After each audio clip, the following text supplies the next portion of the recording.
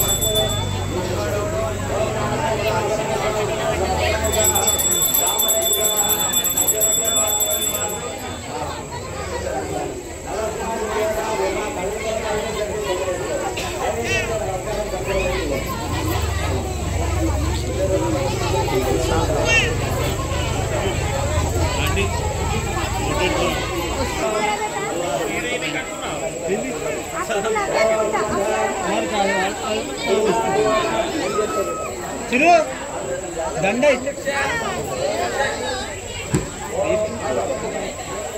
సింహం చేసేమని 2 నిమిషాలు వచ్చేసి చిరు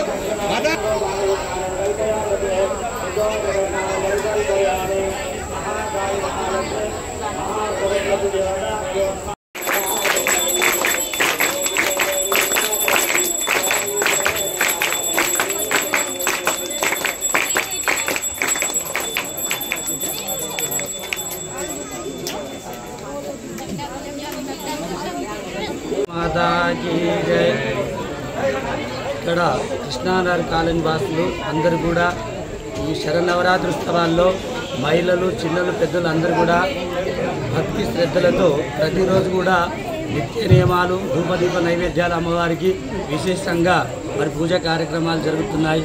మరి ఎంతో భక్తి శ్రద్ధతో భజన కార్యక్రమాలు కోలాటము మరి అందరూ కూడా మహిళలు ఇక్కడ చాలా విశిష్టంగా అమ్మవారికి సేవలు చేయడం జరుగుతున్నాయి. కాబట్టి మరి ఇది 2వ సంవత్సరం అమ్మవారిని నిలపడం అందరి కూడా కాలంలో ఎవరి కూడా అరిష్టాలు జరగకుండా మంచిగా ఉన్నాయని వాళ్ళు చెప్తున్నారు. కాబట్టి భక్తుల యొక్క సందేశాన్ని మేము వింటున్నాం.